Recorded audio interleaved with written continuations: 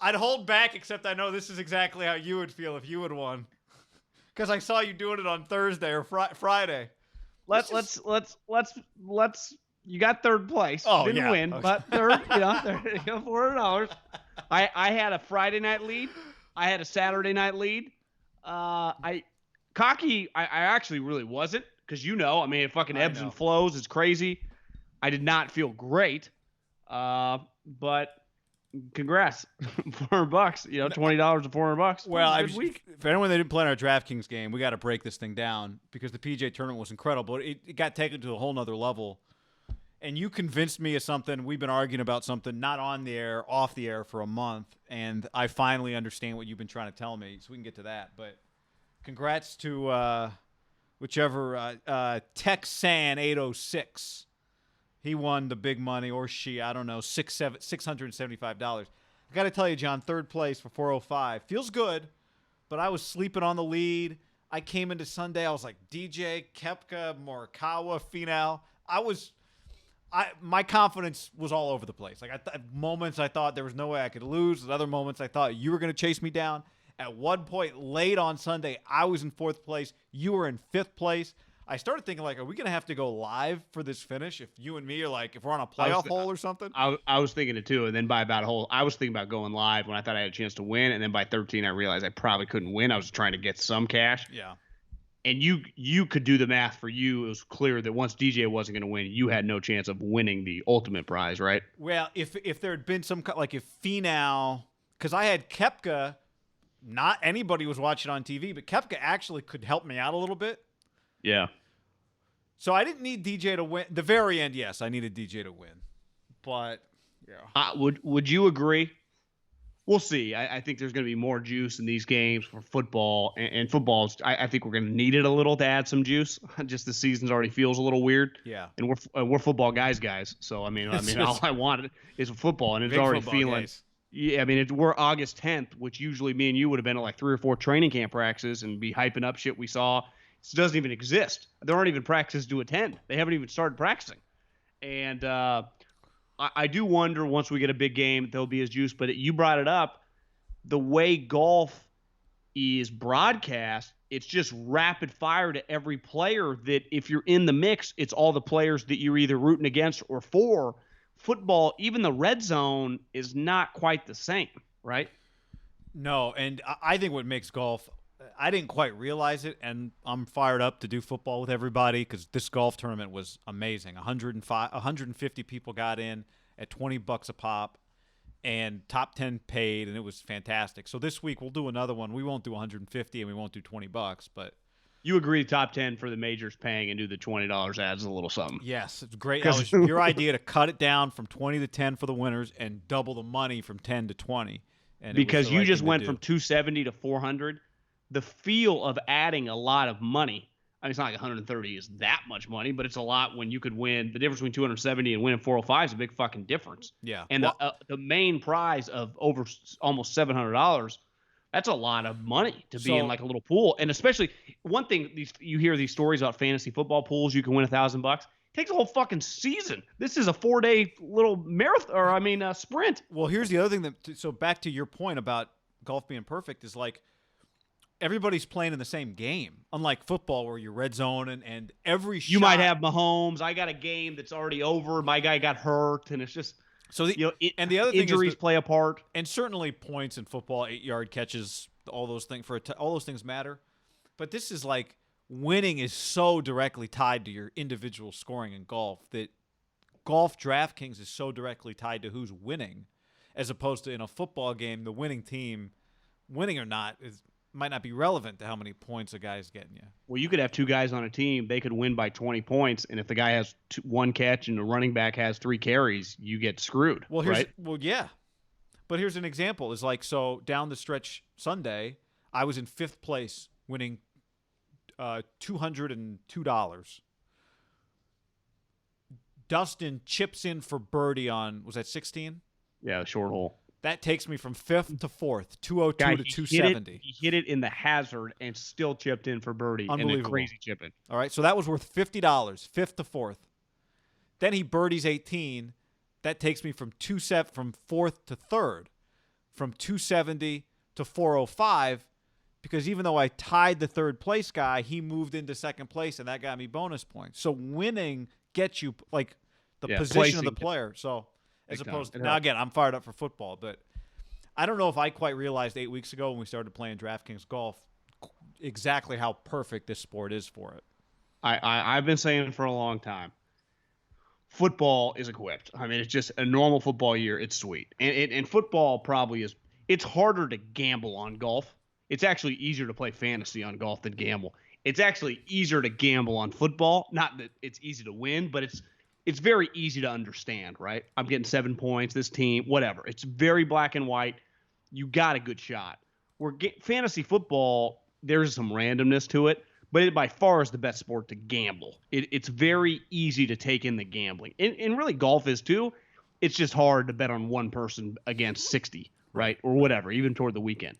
But those two, you can already feel. Football's king. Golf is perfectly set up for gambling and definitely fantasy. Baseball is not either. Baseball sucks at that. I tried for a few days. It's rough. And basketball's somewhere in the middle. Fantasy's actually not terrible. Maybe we should do a DraftKings in the next couple weeks if there's a big slate of playoff games, like a day when there's like 10 teams playing, you know, like 5 games or something. Fantasy is pretty fun because you know the players. They're all famous. But if you're not equipped in 2020 to be sweet for gambling and fantasy, because what do those two things add? Urgency, and like you've always said, football just has that built in anyway. It just gets some younger people these apps. I mean, obviously DraftKings is paying us to talk about them, but we organically, they didn't pay us to put in our own $20 to play in this game. Or what have we played? 8 games, so that's $80, $90. I mean, we're fucking. I'm having a fucking blast. I enter other games. I was in 3 games this week, and it's fun. I mean, I can't. I'm just saying that from the fucking. Yeah, this isn't even the DraftKings commercial. No, I mean, it's badass. It is badass. You follow the sport way differently. Like in basketball, you already know, like, you know the guys. Like in golf, there are just some obscure guys that you kind of start getting a feel for. You're like, fuck, I like this guy on my squad. Or I'm never touching that guy. Yeah. So. Yep. It's been sweet. You had actually. Let's. There's a couple more things on this before we get any further. I'm gonna need some eads.com promo code ham just to fall asleep tonight, Sunday night. If you're listening to this Monday, hopefully I got a good night's rest. Ease.com. We appreciate the support. We love the support. It means so much to the podcast when you do it, when you use it, or when you share it with somebody else. If you've already used the promo code, ease.com promo code ham, $20 off your first delivery of $50 or more. Ease.com, promo code ham, all over California, Sacramento, all the way down to San Diego. Vapes, pre-rolls, edibles, you name it, they got it. Go to eaze.com, check out the menu, promo code ham, get you $20 off a purchase over $50. Very easy. If you've already used it, tell your friends, your roommates, your girlfriend, your wife, your parents, whoever, use one of theirs. Get the special. We appreciate it. We also need you to use those promo codes as part of the deal here. So you like the podcast, use the promo codes, and we tip our hat to you. Yep, absolutely. Ease, EAZE.com, promo code ham. Anyone 21 or over, share it with them. No matter what state they're in, let them know, especially up and down the state of California. Ease.com, promo code ham. Just like golfers at California majors, this stuff is made for you. Made for you. Do it now. Ease.com, promo code ham. Podcast also brought to you by DraftKings. We will have another DraftKings golf game going up on Monday. I need some time to recover from that, John. And like you said, let's absolutely make a plan. So get in. Once you're in, you'll get invited to our basketball. We'll do a basketball game this week. You said playoffs. We'll do it for the playoffs next week, maybe. I mean, we'll do it. And we just pick a day when I'm actually going to play a few times this week just to kind of get into the basketball flow this week. 8 players. Haven't been super locked in. I'll admit, Luka, John. Take Luka. He had like 32, 14, and 19. Yeah, he's going to cost $19,000. 8 players under the cap. You get the points. You get the 3-pointers, rebounds, assists, all that. Plus, when you use the promo code ham when you sign up, and that's the key. I don't want to bury the lead here. Use the promo code ham when you sign up for a free shot at $1 million. Code ham. I'm going to start peeking at week 1. I mean, we're not that far away from week 1 in the NFL. Just some matchups. Just get some guys in the back of my head. Just a couple players in the back of my head. The U.S. Open guy is, I think, the second week of September. Maybe it's week 2 of the NFL season. So, I mean, we got big golf tournaments. And I think in 2 weeks, Tiger kind of said today, did you watch when Amanda's like, when are we going to see you next? Yeah. He's like, I'm take this week off. Like, I kind of alluded like he's going to be back in a week. And then I think Nance mentioned there's like a WGC in Boston that TPC maybe gets Boston, yep. So maybe they'll get him there just for the points. I actually thought he looked pretty good. He just couldn't make any putts, but he was by no means like some scrub. Like he belongs. He's going to have to just have an unreal week putting to win a tournament probably. But I thought it was encouraging. DraftKings, download the app, promo code HAM. Obviously, football's right around the corner. We're going to keep playing golf, some NBA games. It's just you can just dabble. You can enter games for like $1 or $2. It's not like the entry point is not expensive. No, it's if you're listening, you're like, I haven't really done it before. It doesn't cost you hardly anything. Now the minimum initial deposit just to make a deposit is $5, but I actually did that $5 games. I did that with baseball, John, because I hadn't played baseball DraftKings before. I got in a couple games that were initially there were some games that were $3 with a was it 3? Yeah, I think it was $3 entry with a minimum $3 win, like last place paid $3 because it was like 23. It was like 15,000 people or something. So it didn't cost you anything to play, right? Gotcha. And just kind of get your feet under you. So look for those. I would recommend looking for those games early on if you're just trying to kind of find your way. Yeah. So download the app, promo code HAM. Promo code HAM. Download the app. PGA Championship. The golf. We can keep talking about the DraftKings, but the golf was awesome.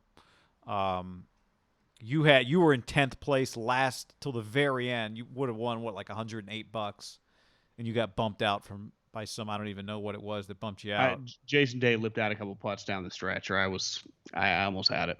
He missed a birdie putt on 17. He gave me a good shot though. I think Jason Day has to be one of the more underappreciated golfers going right now, don't you? Remember when LeBron took out his wife? She got stretched at an off. NBA. Yeah, that's right. Yeah, they were sitting courtside. They live in Ohio. He seems like one of the more like Koepka ain't talking shit about him, like to me, it's like. But his back is always about to lock up, and he's still, I don't know. There's something special about. I think I might start incorporating this. Like, hey mate, how you doing, mate? Yeah, thanks, mate. He just said that a lot today. They're like, good job, Jason. He's like, oh, thanks, mate. Appreciate it, mate. You just say mate a lot, and it just feels like you're very inclusive, mate. I thought, guy, it was 98 degrees. In Walnut Creek today, 98 degrees. Wow. I mean, hot as shit. It looked freezing cold out there today, and even they were saying like it's brisk out here. And I read someone, like one of the No Laying Up guys, tweeted that they got a DM from someone that's like a huge reason. The days when it gets hotter out here, it actually gets colder where you are, and definitely in South San Francisco, because the air pockets, like I guess the hot air forces it, and then the cold air has to sit. So on days when it's 100 degrees, it's always going to be colder in that little region. When it's 70 degrees out here, it actually could be 70 degrees and be fine there. So I knew today when I went out it was hot. I was like, I bet it's going to be pretty cold. And I thought by far that was the dreariest day of the week, right? Yeah, it just had an overcast the whole day. It looked cold. Only a couple tough guys wearing, Bryson and DJ, just short sleeves. Bryson had short sleeves on the whole time. People talk shit. Like I do like the color scheme, like wouldn't call them tie-dye, but I think the Puma makes pretty good shirts that he wears. Yeah, I think it looks pretty good. Did you happen to see Bryson's interview on Saturday after his round? Probably. No, I didn't. It was as good as I've seen him. He was basically like, look, I don't remember it verbatim, but the tone of it was like, look, kind of understanding that he's like, I love the sport. I'm trying to just think more positive. There are times where I think I'm getting unlucky and I'm getting screwed, and I have to recognize the times when I am getting lucky and that I'm not getting screwed. And so I'm working on that a lot, and I hope people just see my passion and that I'm trying to do the right things. And that it was just really good. I mean, I thought it was really good. And then you watch him, and he's phenomenal. I mean, him and Finau, would you agree? It's just if you pick those guys on your DraftKings team, or if you pick those guys to win a major, when you go mybookie.ag HAM1, you are just eventually those guys are going to win. Well, I would say Finau, just because, I mean, he hasn't really won anything. I think he's won one tournament in his career, and it was like an obscure like Puerto Rican Open. So it's just clearly something's a little off there it's for fair being not an elite yeah, player. Yeah. Bryson's in his own category. I would say this. Bryson DeChambeau is a 100% mortal lock to win a major in the next 3 or 4 years, right? Like he is, unless his back goes out, he is going to win a major. I thought today watching like the stat of he's never been top 10 in a major, that's irrelevant. Like he's not the same guy, right? Like skinny. This is a new human being. He's hitting it, and this is also Tony Finau. I was texting a couple people today. They're hitting at 320 in freezing cold temperatures with fog when the ball is not flying. Like so, he's actually hitting at 360 yards. Finau too. I mean, Tony Finau he's a freak. Like Bryson's swinging out of his ass. It doesn't really look like Tony's swinging that hard. Tony is. As big as DJ looks like an NFL quarterback. Tony Finau looks like a fucking professional athlete, right? He's just bigger than all these guys. Cameron? Also, he's such a smooth swinger, right? Yeah, to me, like Scotty Scheffler, right-handed Bubba Watson, looks like a guy that played college baseball who hasn't fucking touched a mitt in like 4 years and drinks a lot of beer. That guy drinks a fucking shitload of beer.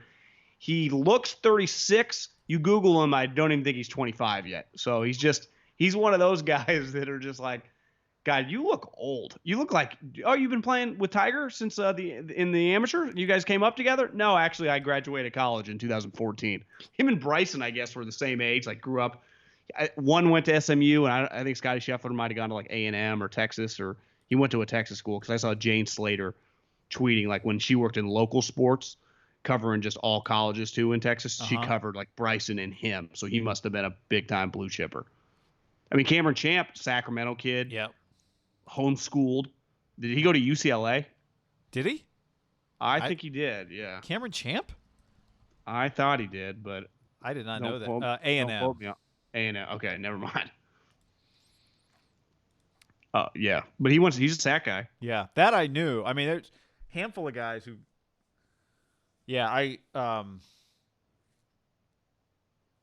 it's just crazy to me how many guys, and you saw it coming down the stretch. Did you hear on the broadcast? They said, well, what's going to be the plan for a playoff? And they were like, well, they'd all go off in one group. So if there were 7 of them at one point. Yeah, even if there were 5, like they were to play 3 holes as a group of 7. I would have said once before Colin knocked it like 5 feet to tap an eagle, and it was clear that you were just going to have to tie him. Like he was not going to be in the pack. The potential for like a 6-person or 5-person 3-hole just fucking play to the death would have been incredible TV. Would have been one of the all-time sporting finishes ever. That would have been sweet, especially with all these guys. Who was the crew? It was like Wolf, Day, Morikawa, DJ. Paul Casey. Yeah, Scheffler. Champ, it just would have been just like, holy fuck. Here's what I know. People acted like Matt Wolff, because his swing's a little funky, was going to be kind of hit or miss. I think he's just a lot of hit. You think he's more consistent than people thought he was going to be? Isn't he kind of already of a star? Yeah. And I think he is a guy, and maybe this is kind of like Morikawa. It's hard to know, right? You made this point, and I think Paul Casey said it, and Jason Day said it. It's hard to know how things might have been differently if there were fans there. But I will say this for Morikawa, and I think the same applies to Matthew Wolff, is these are not just guys who have been really talented and always been one of the best, and then they've risen. Like, these are guys who have won. Like, these are guys who have won college championships, right? League championships. Like, they're winners. I do think Wolff just has some. But you would agree there's a big, like, I'd say in college football. Like, if you play at Alabama, you are used to incredibly intense environments, right? College golf, people don't really, like, you watch, like, during Corona, they had the replay of last year when Wolff and Hovland, they were playing, like, Texas. There's not that many people there, like today. Right. And even I think Jason Day said, he's like, in San Francisco, this place would have been bananas, right? Yeah, yep. It would have been bananas, which there would have been a lot of Cal people there rooting him on. So who knows? I'm not saying that it would have been, you would have felt it though. Like I would say DJ by far most equipped, unfucking phased by anything.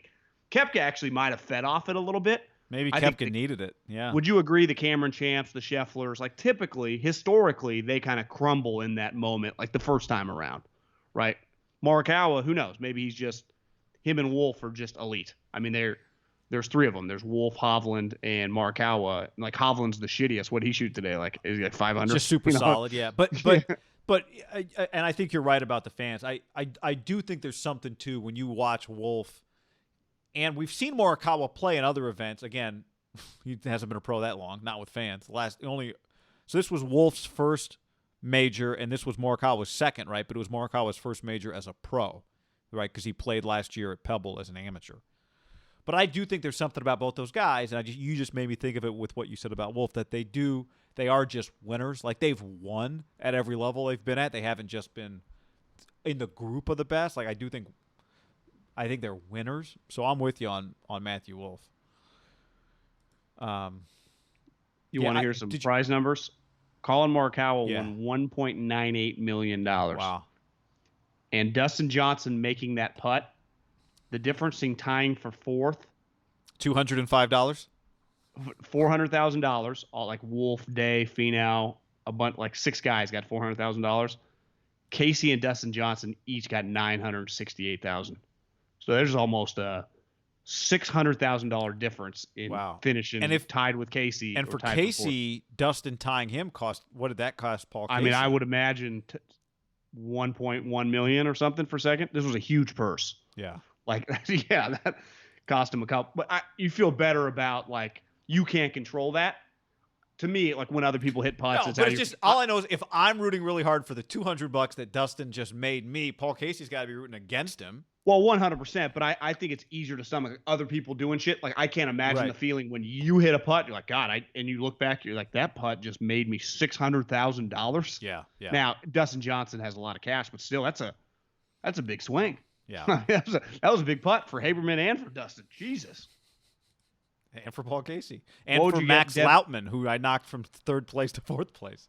Last place, Sung Kang. $18,000. You think that even covers the Airbnb for the week? It's a great question. You got to give your caddy 1.1800. Yeah, it's a great question. What do you think if you're Tiger Woods? What do you think he got? He finished -1. Like, what if you're Tiger Woods? He won $45,000. Okay. When that just gets direct deposit, is that like when someone sends me a Venmo for like $20? Is that what that feels like? And you're like, did that money go into the account or not? I don't remember what it said before. Do you think you even notice it if you're him? Well, which account is it all in one account? Does he just have an account for winnings and that's what he spends on, like, you know what I mean? Like, he's got this separate account where just his golf winnings go, and that's just like his gambling money, his play money? I was playing golf. Because his endorsement money is a lot bigger. Well, yeah, I was playing golf with my brother on Wednesday, and we were talking. Where'd Jeff finish? Way out. If you had, like, would you put your caddy? Do you think all these guys, especially the top guys, their caddy gets health insurance? Like, they're the business, and they just pay for their caddy's health insurance and his family's health insurance? Do you think, is that how it works?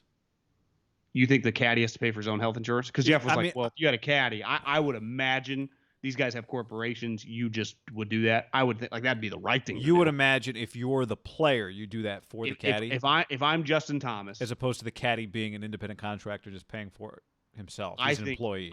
Yeah, because Jeff was like, and he had a good point.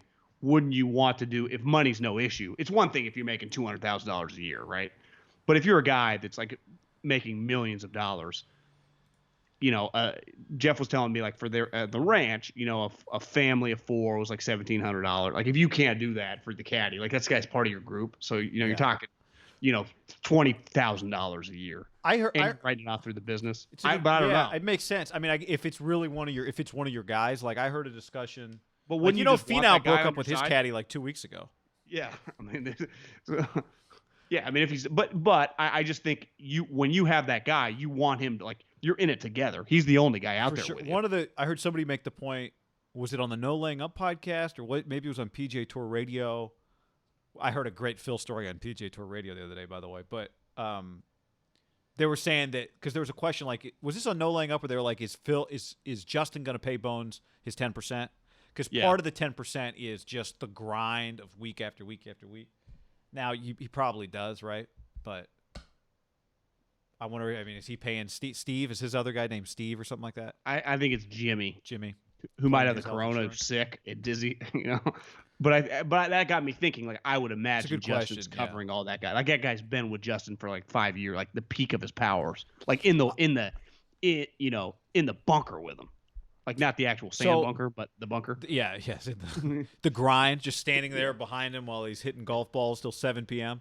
Like the thing with Bryson, you see that last shot when he's like, I like it 8, 33, and the guys like got to go to different pages. Like I was like, what the fuck are they talking about? Even And Morikawa and his guy were doing a lot of math. yeah, to me, they got a lot going on with these guys. These young guys are doing all these analytics.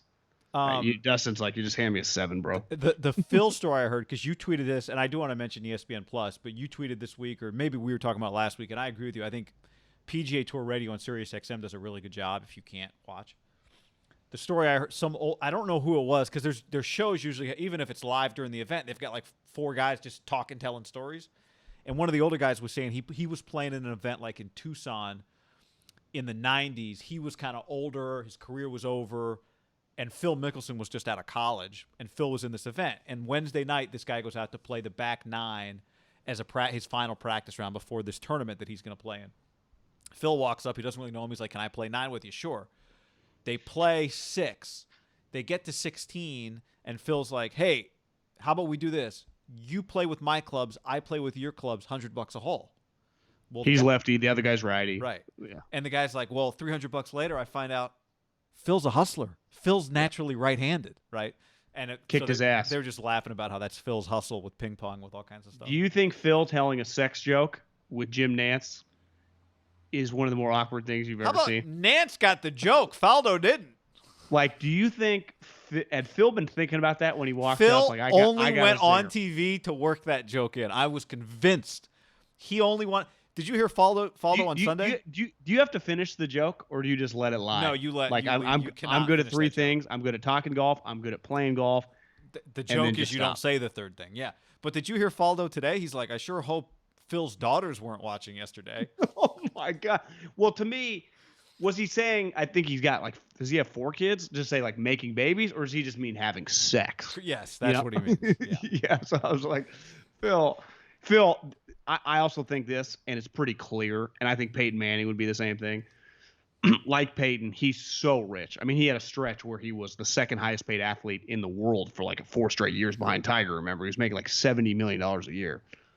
He'd blow Faldo out of it. We saw him on The Match with Brady. Like, he can just talk. He was really good on TV. He's just he just gets right? it. Yeah, he's so into the weeds. And in Faldo's defense, like he's not. Well, I guess he was there. What am I talking? He was. about? It was his first tournament there today. But I mean, it's pretty I don't think unique. Nick Phil Faldo's just walked I don't think off Nick the Faldo's course. very good. Yeah, he just walked. No, I know it's not apples to I apples. enjoy him, but I also I know he think gets that a lot of Phil flack. he knows all the players and just like I'm not anti the broadcast really because Jim Nance is fine. Like Jim's good. Sean McDonough said something today that I was like, bro, because you said last time you're like he's like making fun of Bryson. Today Tiger had a bad chip shot. And McDonough's like, he really needs to work on that sand bunker game the next couple weeks. Like, Sean, you're talking about fucking Tiger Woods. Like, he needs to work. His shot wasn't even that bad. Like, to me, Fleming just kind of went with it. Obviously, Scott, I think Van Pelt's great. McDonough's fucking giving his opinion on every goddamn shot. He's analyzing. Bro, Now, you know why you got fired from Monday night? Like, one thing I read like a year ago was obviously he had terrible chemistry with Gruden. The NFL hated how negative he was with the refs. Like, he used to freak out with the referees. And didn't you tell me, or I guess I've heard this before, that on baseball, he's like, it's a lot. You know, like when he used to do Red Sox games, it would just be like, Jesus Christ, every pitch is not the wrong pitch. I saw some of, again, was it the no laying up guy? You know, he used to do golf. So I think he's done golf. CBS, He's done golf for years and I think So- ESPN. He's done like when they've had stuff for the last couple decades. He's done it. So I got ESPN Plus for Thursday and Friday, just partly because we were so invested in the DraftKings game and it was Harding Park, and it was 7 a.m. Like, it's just rare you get sports 7 a.m. to watch on a weekday, especially. That are good. Yeah. You know? So I did it. It's $4.99. I don't know that I'll keep it, but I thought it was. What else would be on there? I think all the Peyton's Place things are on there. Rest in peace, but like a reason to keep it would have been if all of the Kobe detail stuff is on there. So they pay for content to specifically put there, almost. I don't know that there's that much original. Like, I think like, you know, all the 30 for 30s are on there. The Last Dance is on there, whatever. But I'd imagine they got a pretty good bump off people like you. Because I didn't do it. I just listened to the radio. Well, I had a few people like I was DMing actually because I tweeted something about it with Hunter Bishop, you know, the Giants' first round pick from last year. Yeah. Big golf fan. He's like, why is this? I want to watch it on TV. I'm like, well, yeah, man, you and everybody else. So we were DMing about it, but it's just where it's going, right? And I tweeted, hey, But $4.99. aren't there apps like on smart TVs for ESPN Plus? Yeah, or so no? I have like Apple TV, so I just subscribed and then I watch it on my television. But I understand. I do agree. Like I told him, like I'm with you, dude. Like it's easier just to hit the remote, whatever. How old's Hunter Bishop? Well, he would have been a college senior. Was he? He was 3 or 4 years at ASU, and then he came out last. He was drafted last year, so second year as a Well, pro. if he turns out to be good, let's cultivate that relationship. Maybe he can be a Yeah, star. well, we've been talking golf a lot. Maybe he can get on the course with us. I don't know, but He's a Giants first round pick last year. yeah, he was like 9th overall.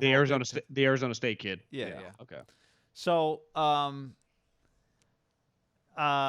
You never know. I thought So I thought Derek would become a Pro Bowler and we'd be buddies forever. He blocked me on Twitter like 4 years in. I'll send him You just you I'll never reach know out. how it's gonna go. Yeah.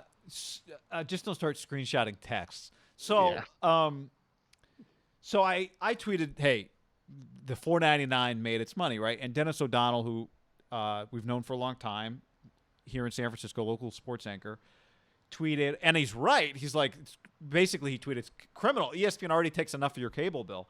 And I was like, yeah, dude, I agree, but either this is just what's happening, and either we can watch or I just want to watch. So they got me. Because he's right. ESPN is like $8 of your cable bill, basically. It's a relative to most channels account for like 50 cents is what most channels cost you. Yeah. ESPN is $8. I mean, it's basically Well, really, what that HBO. is the NBA, baseball, and fucking and Monday Night Football. Yeah, those rights dollars have to come from somewhere, but they're disproportionate for the view, especially if you have cable and you don't watch sports. You're helping subsidize my sports watching. 100%. That's the beef on why people are cutting the cord. Why the sports watching public is not as big as you think relative to the mass population when you factor in how many people are watching a game. But if I told Guy or John, would you pay $8 to watch Monday Night Football, for the month, you would gladly do it. Here's the pushback, though. Like you said, more people start cutting costs, and they can't get the people that don't watch subsidizing that $8. That number could rise dramatically. That's why I've always said the bubble in basketball on the money is outrageously. It's going to pop. Because it was never what people are paying that do not watch the NBA. It does not pencil, them more than these other sports. Because golf is not necessarily predicated, like their purses are by these huge sponsors giving them money. Now, it helps with more and more people watching. That's probably a huge tie-in.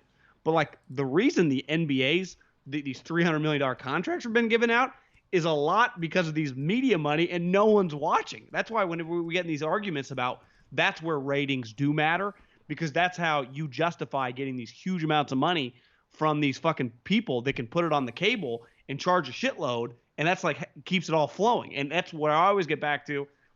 It's all based on people sitting on their couch and watching. So the revenue stream is the human sitting there and watching. ESPN Plus will be a success if they can get a lot of events like this and get people like you to out of the blue just sign up. Right. And if they had more good shit, you would just keep it. I think even you, like, it's one of those deals where I haven't done it. I'm an event away from doing it just because on Thursday I wasn't at home. I was listening on the radio. And then Friday, I worked out in the morning. I just wasn't going to be sitting at my desk like I normally would on like a Thursday, or else I probably would have. And the way my golfers were playing in the afternoon on Friday. So I didn't give a shit about the Friday morning when I kind of could have watched. Right. But they are an event or two away from, you tell me 3 of my guys are going off Thursday morning at the U.S. Open and they got it. It helps. Because I do think they would push back to Dennis O'Donnell and go, well, we did give you back-to-back days, 1 to 7. That's 12 hours of coverage for 2 straight days. No doubt. I mean, that's the beauty. West Coast golf is just. But I think Dennis's basic point is like they're already charging you more than anybody else is charging you. Now they're double dipping, and he is right. But ultimately, what's going to happen is it'll just cost $10 for ESPN Plus, and people just won't have cable, or it'll cost $15 for ESPN Plus. But if I told you ESPN Plus, what they do have are a Sunday game and a Monday Night Football game, they would have no problem subsidizing $15 a month, right? Yeah. At some point, would you pay $15 for Monday Night Football a month? Yeah, I mean, think about what I pay for HBO or what I pay for Showtime or what I, And you go on a given year where they don't even produce a show you like, right? Yeah, you just forget you have it. Yeah, so you would gladly do it for an event every week you just want to watch. Yeah. I actually don't. It's like, Man on Fire is on. Okay, I guess I'll watch that. But don't you think that's where we're headed? We're paying for like the NFL package. Like well, you just where we're headed is a la carte, And so it's going to cost more because they won't be in as many homes because the only people that have it will be the people that actively select it, like Orange Chicken. Do you think a lot of people would buy the NBA? That's a good question. I don't know. I mean, now, I mean, if they're on broadcast TV, right? If you're just buying TNT, or you're buying, you know what I mean? Yeah, I see what you're saying. You're paying for a specific. Well, why would you buy TNT? Why would the average viewer buy TNT? I mean, NCAA tournament,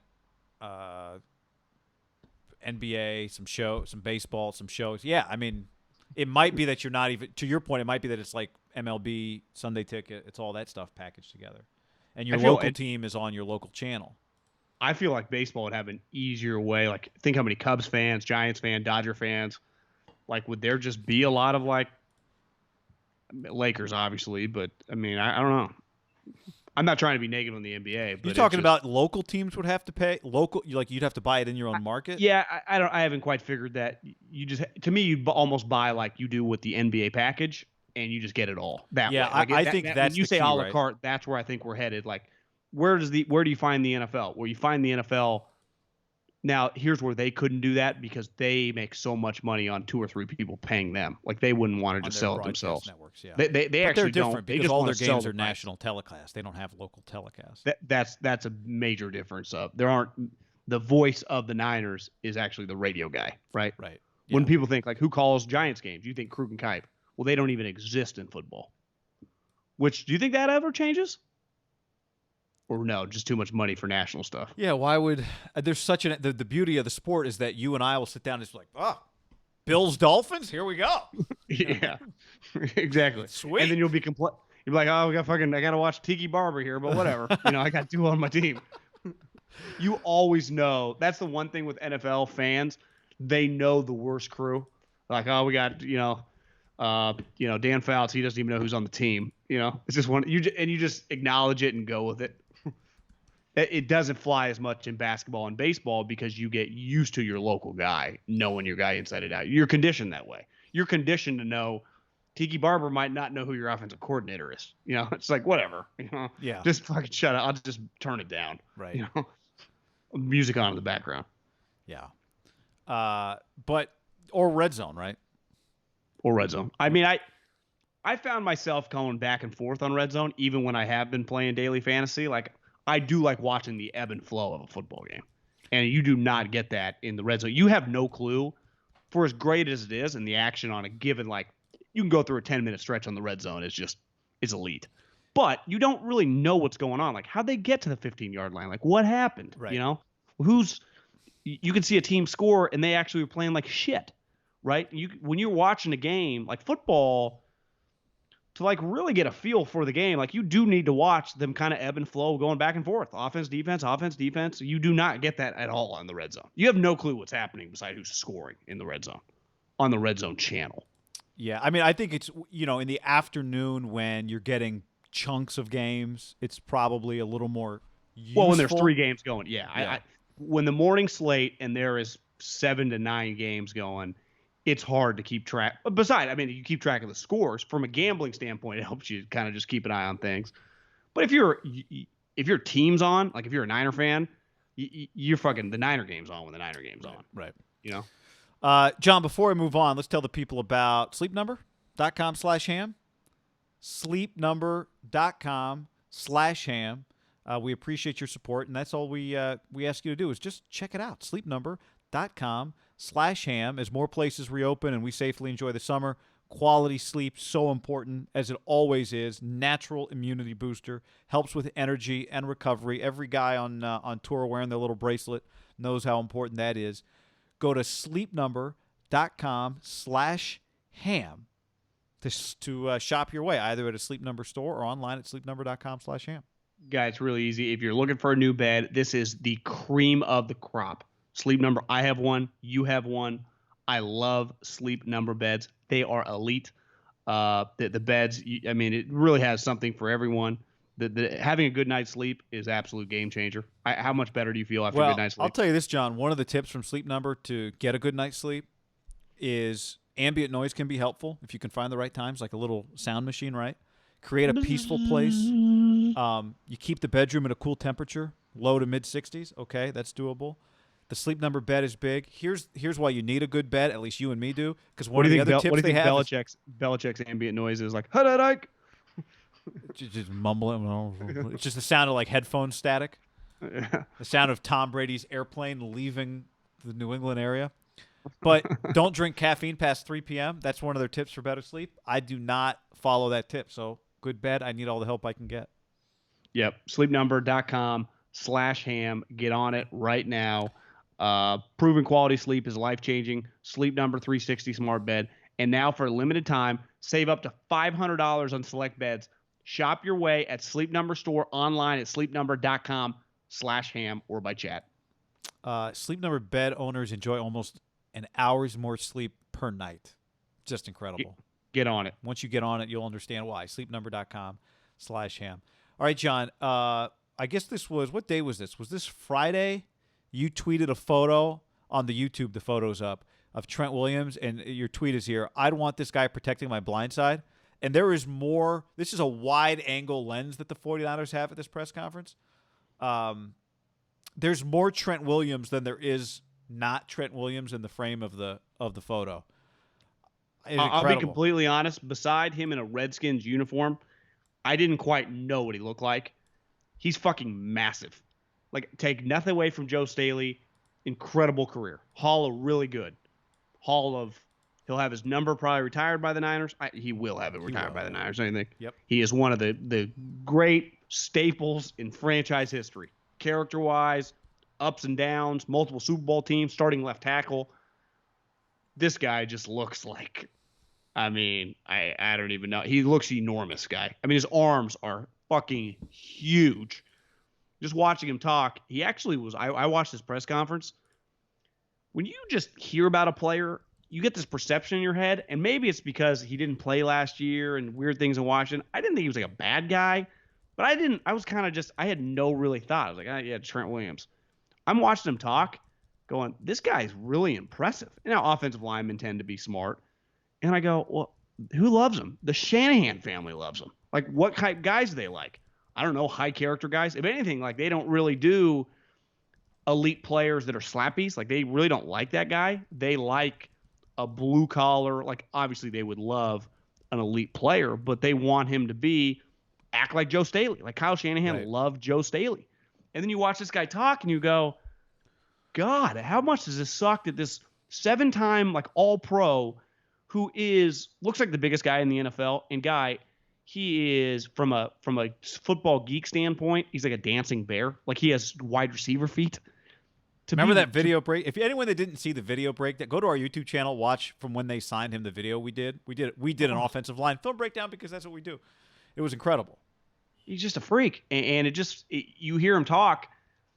Remember when Andy Dufresne, obviously when he gets out of the pipe and he looks up and it's pouring rain, but just how happy he is when he gets to the island. I can't imagine what it feels for this guy to go, like, I'm out of that hellhole. Like, I was there my entire career, and I was the best player every year I was there, and we just always lost. But it's one thing to lose. It's another thing. The stories that go on in that place, right, are just... You're not proud of wearing the logo. Yeah, it's just outrageous. Yeah. I mean, yeah, you're not proud to represent. You're always answering questions about your owner and your GM, let alone the team, right? It's always something. Think about it, was nonstop. How many years did he just, like, how good is Cousins Kirk? And RG3? How good is Kirk? How should Kirk get paid? Should Kirk get paid? How much do you love Kirk? Do you hate Kirk? Right? I also think the thing, and you were talking about some of what he had to say. I just think looking at him, too, it's a reminder. And, I mean, this generally happens, John, at the highest levels. It's the same reason I took Finau, DJ. Like, you just look at Brooks. Brooks wasn't very good, but the teams that win championships generally have the best players, blue-chip talents. Like the NFL, it's not a surprise. You look around, you go, oh, look, they got a bunch of first-rounders. I just think the longer you are at a high level, the more expensive your team gets, the more you just have to hit blue chippers, right? And that means hitting draft picks. That means not missing on free agents. That just whatever you do, everything matters just a little bit more. And here they are replacing Joe Staley, who, you know, by most, he didn't come into the league as a blue chipper, but he ended up playing like a blue chipper. It's just hard to find blue chippers the more expensive your team gets. And this guy is just I mean, he checks every box, blue chipper. Well, think of how hard it is, guy, to find left tackles. If I just said like, "Hey, Team X needs a left tackle," like, what are you gonna do right now? Be like, well, Bill O'Brien's like, well, I'd trade 3 first-rounders for a sweet one. Like, okay, that's what it costs. Or you got to draft one. Well, what happened this year? 4 guys went in the top 13 picks, right? Because when the Niners went from 13 to 14, I think that was the 4th, or it might have been the 5th guy off the board. So you just go, well, you either got to draft one high, or you got to trade every asset known to man for a guy, and that guy has to be on the block. And they just kind of lucked into this guy, given that he missed all last season, given that he loved Kyle. I mean, it kind of felt like the Vikings were offering more, and he basically said, like, I won't play for you. So he cooked the books a little bit. And I'm not trying to put the cart before the horse here, but like more than likely he's going to be really good this year if he's healthy. John, if he's healthy, how is he not really good? Well, yeah, part of the trade, right? They can't franchise him. Remember that part? Yeah. Well, what do you think a starting star left tackle costs? Like, would you do more than a star tight end, John? Do you just give him like 3 years, $70 million guarantee at all, something like that? Where it's like 22 a year type, 23 a year. Can you give him that contract before George Kittle gets paid? I mean, that's not how Belichick would do it. You can't build your team that way. Right. I mean, but he's gonna get, if he's healthy and they resign him, he's gonna get more money than George Kittle. Right. Not even close. Unless some reason he'd sign like a. How much did you? What number did you say? I did like 3 years, like $23 million a year, because I think Laramie Tunsil's like 21, 22. No, so Laramie's 66. Yeah. Would you do 3? Would you do 40, 3 years? 40 guaranteed. Would you do 3 years, 66 guaranteed at all? Because for him, he'd be well, I'll just hit the market and get like 80 guaranteed. Yeah, I mean, would he get 80 guaranteed? I mean, he's way better than Laramie Tunsil. I know, but $40 million is the guarantee at signing right now. And what did I think Trent Brown got 36 last year. Yeah, so maybe it cost $50 million. So it's like 3 years, $66 million, 50 guaranteed. That's a lot of money to give a 33-year-old. I mean, Trent's last guarantee was $30 million. What year was that? Does it say? It was a 5-year, $68 million deal. So if this is the last year of the deal 5 years ago. So if you're him, you're like, I got $30 million back in 16 or 15. What do you think he's thinking? Got to be 55. Yeah, to me, 55. So you guarantee 52. him, if you do guarantee him in the mid 50s, you're basically signing him to a 3-year contract, right? Yeah. Because 50 would be 225. But once you get to like over 50, you're kind of in it with him for 3 years. Which, if he's healthy, that's fine. But this is the kind of player you do that with. Yeah, but I'm just saying, it's going to be really expensive. Yeah, but like, there's no discounts. Yeah, what's they the got lucky. Cost? Well, yeah, there is. I mean, you either draft a guy, their pick, if they're good, is going to be out of the realm of drafting a guy high. And is he ready to play left tackle on a Super Bowl contender? Maybe. I mean, yeah. Is McGlinchey going to move? I mean. Oh, yeah. No. So. I like Mike McGlinchey. Jury's still out on Mike McGlinchey? Just being like. Nah, I think it's one of those, like, we don't worry about it. We move on. We're happy we got him. Yeah, I'm just keeping an eye. I mean, he got banged up a little. Came on the podcast. I love the guy, Mike McGlinchey. He did get drafted 9th overall. It's not like if you found him in the 2nd round, you'd be like, oh, 10-year starter right tackle.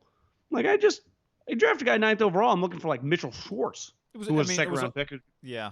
Again, I'm bullish on Mike McGlinchey, but he'd be a little better than he was last year. Now, he was hurt, but again, I'm pro Mike McGlinchey. This is not anti you, Mike, if you're listening.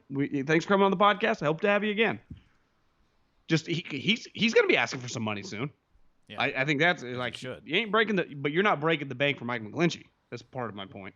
Maybe you just get Mike McGlinchey cheap. But I think a lot of people around the league would be like, well, he's just a solid right tackle. Those guys, if he were to hit the market, he'd get paid. They just get paid. It's just one of those positions where it's easy to get a lot of money. How many humans have you ever met walking down the street, 6'5", 310, and could, like, if there's a car accident, could like jump right over it? Most fat, huge people, they're always kind of clumsy. These guys are like elite athletes and smart. Very sharp. There just aren't that many humans. They don't exist. Someone, Shaq did something funny the other day, and the first response to the tweet was Shaq's high school picture. and it is 11 white guys, and most of them are small. And then there's Shaq in the middle, who just looks skinny and long, but he is enormous. And it was just like the picture said 1,000 words. It was just Shaq with his high school team, where I think at the time he was like, didn't he grow up on an army base or like bouncing around, you know? But it was just the picture was hilarious. But part of that is like if you looked at like Mike McGlinchey's high school, like I bet he and just most of these offensive linemen, someone's like they showed a video of Zion in high school. Yeah. And this guy was trying to Saw that. like you just get some of these pictures sometimes of like there's a chance Trent Williams blocked a guy in high school, like went up against a defensive end that looked like me on one given game against a bad team or something. And he might even feel bad, like I'm not going to hurt this Right, guy. where the only prerequisite to be in that league is just your age. That's the only thing that separates. Just your age. If you're undersized or oversized, whatever, you're all in the same league. Yeah, he just ran into Trent Williams. I also thought when I saw that picture, Richard Sherman doesn't get enough credit for having the balls, and I went to the YouTube to watch it when he's like, hit me in my face, or he's like, say that to my face. Yeah. And Richard's like, oh, fuck yeah, I will. And then he's like, I'll hit you. And he's like, hit me. Yeah, he didn't go Astros pitching coach on that one. No, he did not. Richard's crazy in a good way, because I would never. You just see that picture, how many humans, even the crazy ones, would mess with Trent Williams? A small percentage in like world history. You talking about Richard, off a football field? Yeah, I'm just talking off of football field, but that's non-game. Like Richard went up to him in the post game and stood right in his face. Yeah, but he's Richard. He plays in the NFL. He knows what big collisions are like, right? He's Richard. Still, I mean, he hit him pretty hard. No, I'm just saying, like, at least Richard just understands. Yeah. Like, he goes in eyes wide open about what Trent Williams' capabilities are. Yeah, I bet most people don't comprehend what Trent Williams shoving you in the shoulders would feel like. Do you think Trent Williams could grab you and grab me with both hands and lift us both up simultaneously? Yes. Easily, I think. By our necks, not even by a shirt. Like cats, you know how they grab the back of the neck? Yeah, where like dogs, where they take their little puppy around, you know? Do you think there's any chance if we put pads on, you lined up in one gap, I lined up in the other gap, either of us could get by in a 5-second hard count to the dummy in the quarterback spot? No, I mean, how wide would we have to go? You got to stay within relative, like you couldn't like come off the corner, right? You know, you'd have to line up wide. Like you would be Jim Washburn, double wide, 18. Yeah, no, you could just line up outside like his right shoulder and one guy inside I don't think the so. shoulder. But you can't like run around the center. Like you have to go up the gap. Yeah. So we both kind of have to. He could reach both of us, right? Yes. What's his wings? I mean, no. Do you think the average like Cal might be good enough where they had like NFL guy, but like a Cal Poly, you know, they just had two guys, two defensive linemen in the drill. You think they could get by him? Probably no chance, right? Yeah. Because you'd say Cal, one guy'd have a shot, right? If he's just quick enough, and he's like a future third-round enough pick. Strength, you know. And the defensive tackle might be 300 pounds. 4 years of real college weight training. Yeah. But one dude's from yeah. Are you wearing the neck gaiter just around the house, by the way? Yeah, it's actually really comfortable. Keeps you nice and cool. Yeah, I've just been it's hot. It's cold in my house, but I've just been wearing it. I really like it. I actually think. Do you think this? I'm not trying to go down a negative road, but is there a chance, like once the vaccine happens and Corona goes away? I guess these diseases don't go away, but do you think a lot of people will continue to wear masks? Well, I have heard people say that, like, I'm not going to shake hands anymore, like that whole deal. I'll go back to. I look forward to shaking somebody's hand. You know, it's been a while. I'm talking the masks though. I feel right, like a decent amount of people wear masks. I would imagine you'll still see it like air travel. I don't think you'll see it walking down the street or. You don't think so? I don't think you'll see a lot of it. I'm kind of open. I might continue to wear. You know, now that you bring it up, I might consider continue to wear a bandana around my neck because I think it looks cool, and then I just pop it up. That's what I'm saying. This is a good look, but the mask is not like it just doesn't look good like a mask. These actually don't look terrible. Like what Tiger was doing, a lot of the golfers were wearing it. I kind of like it. I've gone bandana, and to me, it's just a comfortable. My problem with the bandana is it always comes untied, and then I double knot it. You double knot it. Yeah. But so you could always just put over put and it down. Up, put it down. Put it up, put it down. Rob a bank, put it down. Gotcha. So, steal somebody's horse, put it back down. Yeah. As of this recording, who knows if you're listening to this Monday or Tuesday or Thursday, whatever. If you're listening to this Thursday, you're a podcast behind, or two potentially. but it does feel like this weekend there was the college football season is headed towards a cancellation. Dennis Dodd wrote that he talked to 2 Power 5 ADs that told him they think that's what's going to happen. I saw some updated betting odds that people think that's what's going to happen. There was a report Saturday or Sunday, that the Big Ten presidents, most of them, kind of want that would prefer to try and move football to the spring. So there's just this increasing, whether you think that's right or wrong, it's just this increasing kind of momentum for that. And so, John, I do think it's pretty likely, because we've talked before, if the college football season gets canceled, should the NFL move to Saturdays? Even though I think on one hand it'd be cool, I wouldn't try and juggle too many balls if I were the NFL. But I do think as we start this week, the likelihood that we don't have football Saturdays is increasing.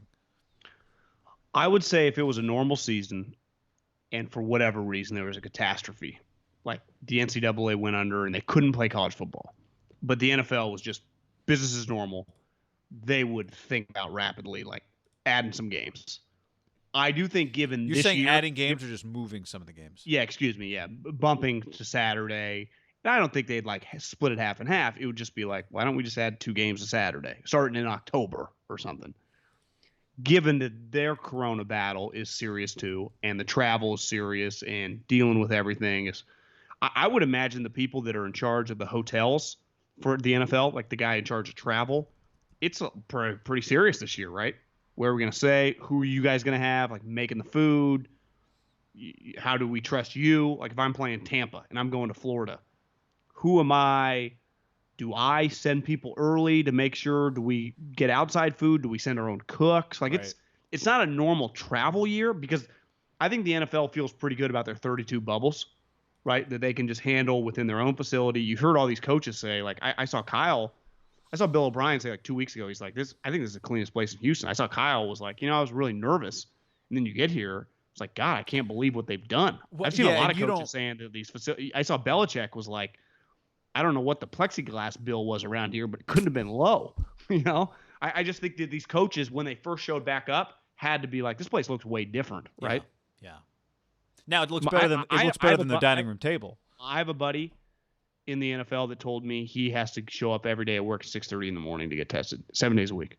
Like, God, you drew the wrong side of sick. Get COVID tested or just like temperature to the forehead? Get the swab. I did read we're getting close to like a saliva quick read saliva test, but yeah. So the NFL, I think every guy that's walking in, they have the capability to test every day. College football does not. Yeah. Well, because they have a lot of, they have unlimited money they can use toward whatever they want, right? Right. And the other problem for college football is that they don't have controllable populations, right? No. In the way that the NFL does. And it makes sense for the Arizona Cardinals or the Minnesota Vikings. If I got to bite the $5 million testing expense to ultimately make the games, it's all worth it, right?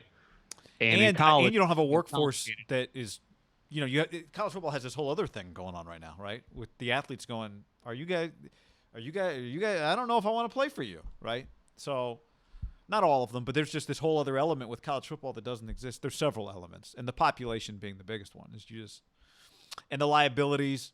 Right, there's all this talk about players that want to sign liability waivers. Football, everyone's going in with all the legal T's crossed and I's dotted. They've already agreed to it through the union, right? The union signed a contract with them to do this because it's financially worth it for them. Where I saw that someone tweeted out, a media member in college football said that I got a text from someone in the NCAA that said, you guys are all on the wrong story right now about that they're freaked out over Corona. Not that they're not. But I think the alarms going off right now are over the players, the United players kind of pushing back, and the momentum that's coming for the money and the NIL name image, likeness. Yeah. And just that it's clearly like it's getting to the point where they can't fight it anymore. Yeah. And I think what my guess is kind of a combination of both, that just fighting this public battle with the NIL, lobbying, which they're going to have to just kind of tap out eventually, you think. And then the corona factoring in the college campuses, factoring in just the students. Are there going to be students? And just the things that you can't control. Then you're not paying these guys. What if guys don't want to show up? Even though I think I've seen a lot of guys get retweeted into my time like they want to play. Yeah.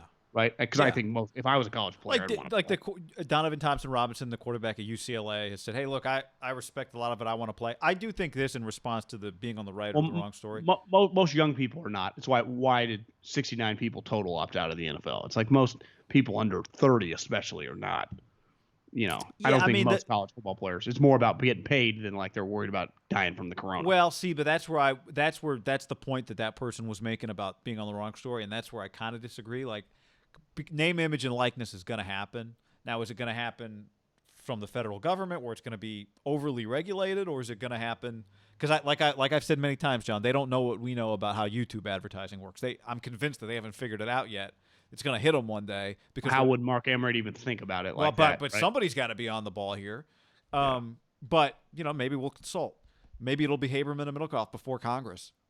Be good for the podcast. Yeah. Congressman, do you have 20 minutes? Well, guy, we could blow up in the South. Just pick one of their sweet players and pay them like $1,000 a week just to fucking come on the pod. Our weekly with Joe Pate Sierra, the starting corner from LSU. Yeah, he's got to have a French last name. But NIL is going to happen on some level. The Pac-12 athletes who wrote their thing in the Players Tribune, right? A lot of the things that got attention were financial, 50%, NIL, all that.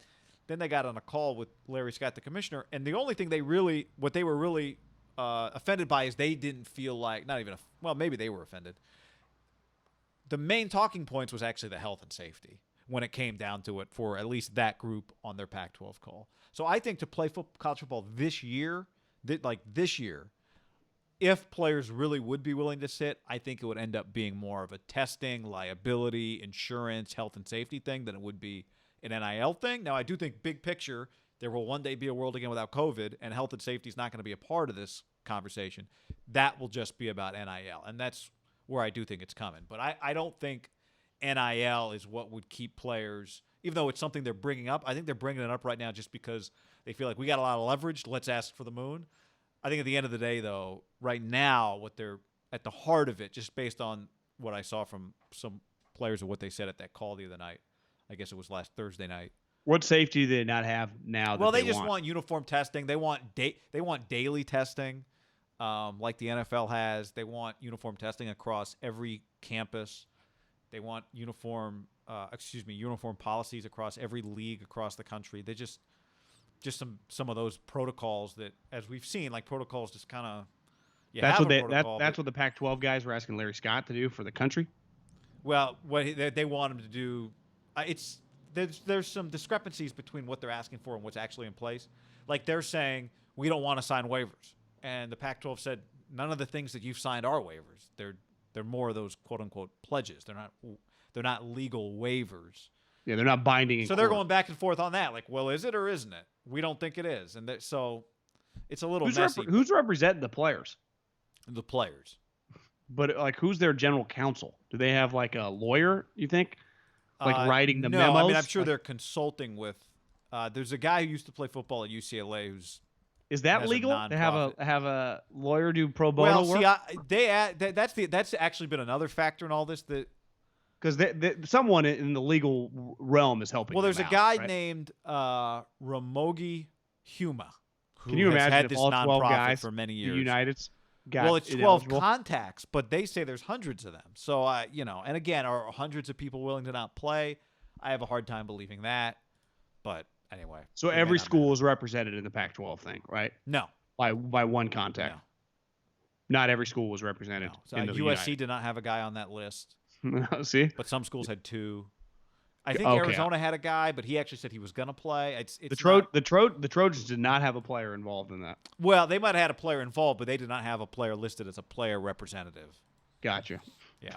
You see what it's like to play football at USC? think I'm tapping out? So anyway, fight on, baby. Real quick, you want to get some base? We got a couple DMs from people. I got some Giants questions. We got some A's DMs. We're not going to break things down. Although I did you see the sign that the A's hung on Saturday after their 8th straight win? No. It said 21.6 because 8 wins over a 60-game season is like 21.6 wins in a row over 162. That was funny. That's pretty good. That's good. But we had a good fight, good Astro. This John was a real. I mean, Like one guy tried to really fight. Everyone else, I saw a shove. Ramon Laureano tried to fight after getting baited by the pitching coach. And Can you bait as a position coach no, in baseball? absolutely not. If he That's wasn't even bad wearing a stuff. jersey. No, and then he What are you hid behind doing? the guys. And then he I- hid I behind get- the guys because he I give knows it'd be Laureano awful. A credit. coach He- can't actually fight, right? That'd be No, worse. Than Do you being think there are a going to be chump. suspensions off this? Yes, and that's the thing is I saw a lot of A's people on Twitter, A's fans like Ramon Laureano. He got baited. Look, man, baited to human beings means somebody talked shit to you. It doesn't mean somebody actually put a hook in your cheek and reeled you in. Like, you ran after the guy, you tried to throw a punch, you jumped into it. So maybe you didn't say the first thing, but you ran to their dugout. So we could argue, quote unquote, if you started it. But yeah, he should. I love him. I like watching him. He should be punished. It wasn't a fish getting pulled out of the water. But did he get hit 3 times? Twice. So I mean, he ain't getting the 7-game Joe Kelly probably, right? He'll get a couple games, I'd imagine. I don't know. I mean, it's a pretty hard line. Like, you cannot start fights. Especially this year, Corona. I mean, they had to. It's about that. Yeah, but I do think that they threw at him multiple times. The position coach, I think you got to suspend the position coach for a couple games, right? He can't be involved in the altercation. 10. Yeah. You could argue whatever. They both get the same thing. It was really entertaining. He was hauling ass. But it's really fast. When you go after a group of you go at a dugout, it's just you versus them, especially when you're on first base, right? You're not on. It's not like your team's on defense. There's no one to help you out. I give the guy credit for just going true. in the Lions' That's den. true. Legit fight. I mean, he legit tried to fight. I've said it from the jump, and it was these teams were going to come after him. I think one thing we've seen with the Astros this year, the teams that really hate him are the teams that really hated him, that I had a bone to pick, right? The Dodgers, think it cost the World Series. The A's have been playing them for the last 3 years. And A's turned him in, right? And the A's turned him in. Kinda. How many Mike games Fiers. do you think the A's? Yep. Remember Bob Melvin had mentioned there was some weird shit going on. I think they always kind of alluded to, before it was known, like they would make little comments about it. To me, there were 3 teams that was like when they played them, it was going to get weird, and it was the Dodgers 1. The Yankees, if there were fans allowed, to me would have been an easy 2, just because I think if the Astros would have gone to New York, that would have been crazy. Yeah. And I think the A's were going to come for them in some form or fashion. And then when you start hitting their guys, I just think, have you seen some of the stats on Jose Altuve? I get it's a small sample size. Like you just, no player in the history. I saw Goulet, Coward's guy, was John. once he got nailed, John Goulet tweeted like, "I've told Colin forever, it was either cheating or steroids because no guy 5'5" can be this good." And he was clearly, he wasn't just like one of the best players. He was becoming an all-time great player. And is he really talented? Probably, but you can't tell me he's not. If he has a couple years of just batting 200, I mean, he was hitting like 380. But to me, that's the key. Like, it's not going to be. This is 15 games. If he has a couple years of this, yeah. Would he go down as like Bernie? Would he go down as like a Bernie Madoff? If he just the rest but of John, his career, understand he hit 340 6 years ago. So were they doing this for 6 years? Yeah, When probably not. He led the I league. remember. I remember. I googled it and I was like, God, 2015 he was pretty good. He hit 290 as his rookie year in 12. Yeah, so I mean, I think it's fair to say they weren't banging the drums back in 12. What did he hit in 13? You got stats up? Yeah, so 13 he hit 283, 13 5 homers. The next year he hit 341, 7 homers. The next year 313, 15 bombs, 338, 24 bombs, 346, 24 bombs and 17. 316. Last year he actually came. Last year he hit 298. His average came down last year. But yeah, I mean, if the rest of his career he is Well, just remember an what average happened player, last year? They stopped doing the drums, right? They couldn't do the drums anymore in 19, but they could do the buzzers. His average came down 30 points from the year prior as well, though. So maybe he's just, I don't know. But yes, I'm with you. Like they did not do the drums in 19 though. I'm saying his average came down 30 points in 18. Gotcha. Maybe he's just trying to swing for the fences when he knows the pitch.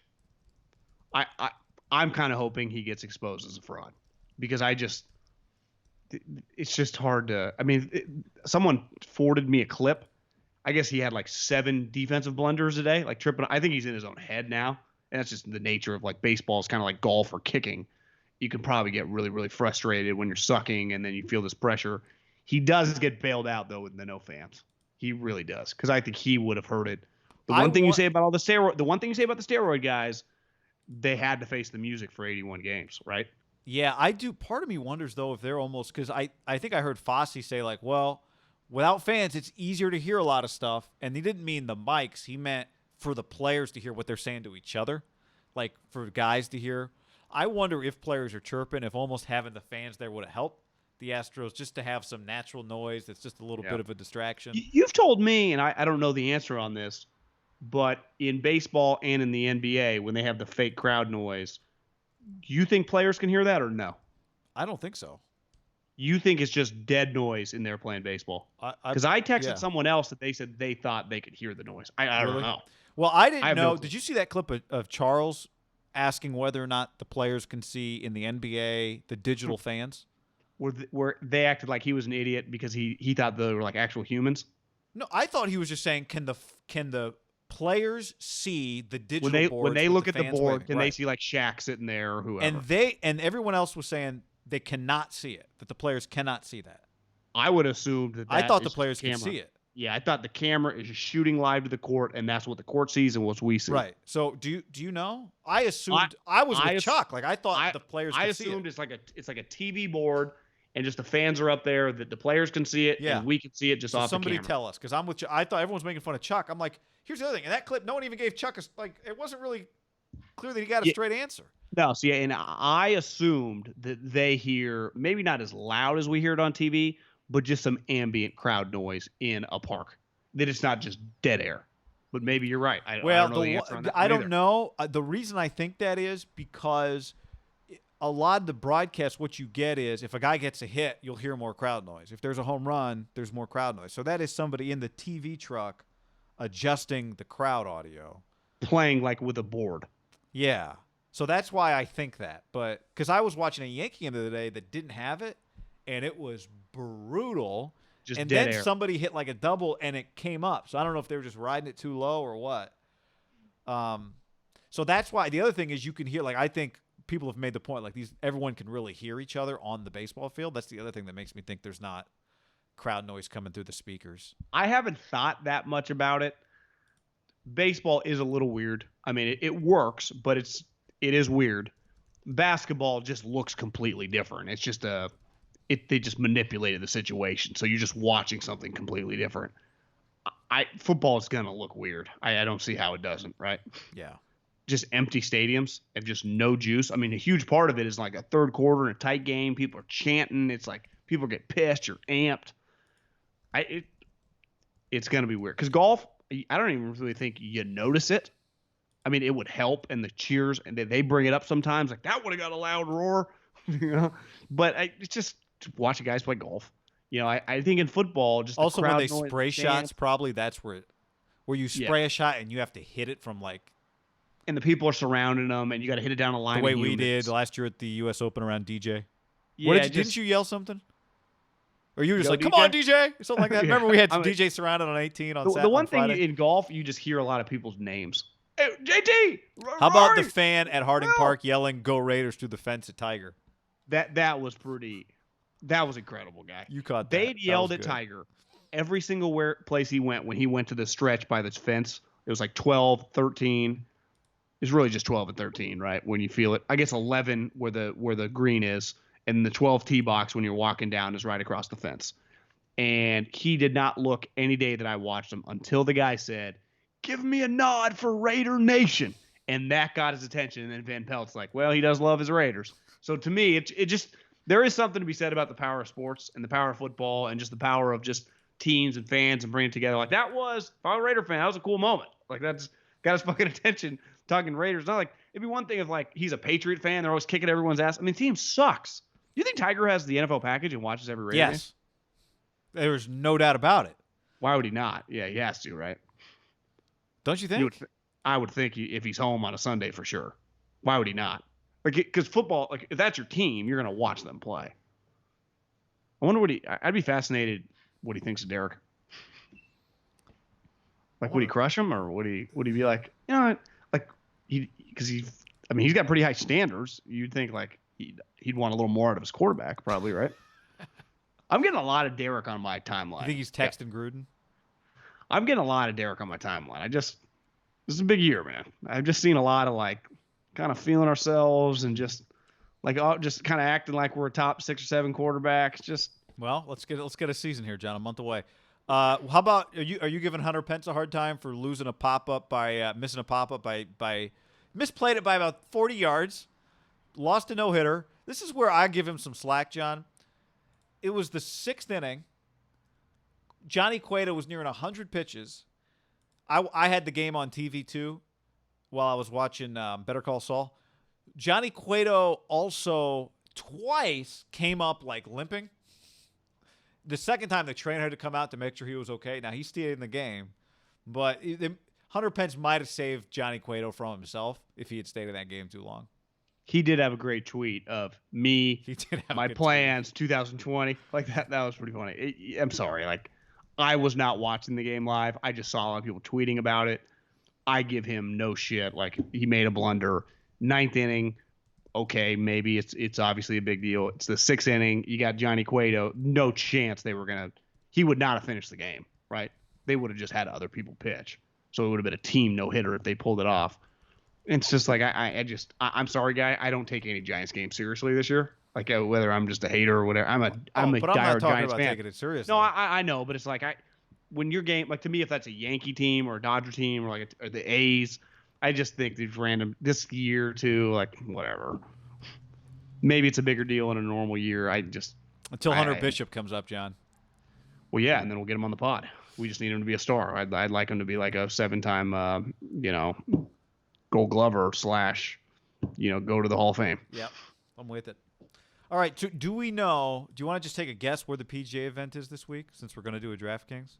I don't know. I don't either. I got a PGA Tour stop. Is it the Google search here? Is it the Wyndham? Is that what it is? Because I think I saw Jordan Spieth committed on like Friday. It is the Wyndham, which is at Sedgefield Country Club, Pittsburgh. Nope. Okay. Isn't this the thing that what's his name won? Redheaded guy. Didn't he win this last year, or the year before? Because he's a Wyndham guy, actually. Andy Dalton? No. Spurgeon win? No. I got no clue. You would know him. I mean, total. It's very, once upon a time, he was in a bunch of, why am I blanking on his name? Anyway, I don't know who's in this thing, but. I mean, I'd say go 100 Snedeker. people. Brent Snedeker, I think, didn't he win it recently? You think a lot of guys are going to play in this after you just grinded that out? I can't imagine. Especially people that don't Hold need on, we're trying to points. make the pitch here for DraftKings. Well, yeah, I mean, we're going to play to keep the juice. Sergio's in. Patrick Reed's in. John Spieth is in. Rose. Answer. Okay. Kisner. Zach Johnson. Schwartzel. Danny Willett. How about this headline at Wyndham.com? Major winners Zach Johnson, Charles Schwartzel, Danny Willett, Jim Furyk, and Lucas Glover will play. What would they do to get Tiger there?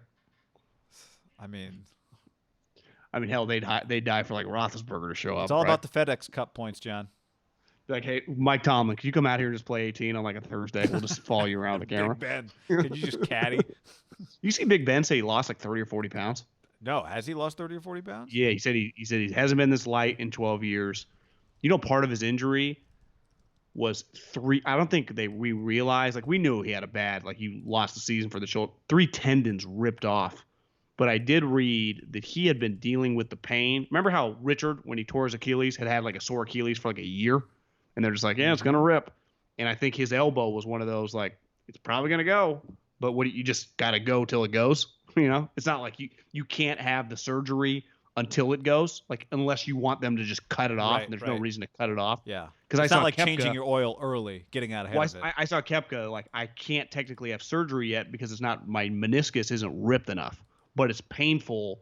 It's just in kind of no man's land. And I think it happens sometimes. I can't relate, but like with tendons and some of these areas with these guys that press it, maybe Roethlisberger does come back. I actually, when I saw he was skinny and now his elbow's rebuilt, maybe they got a chance to.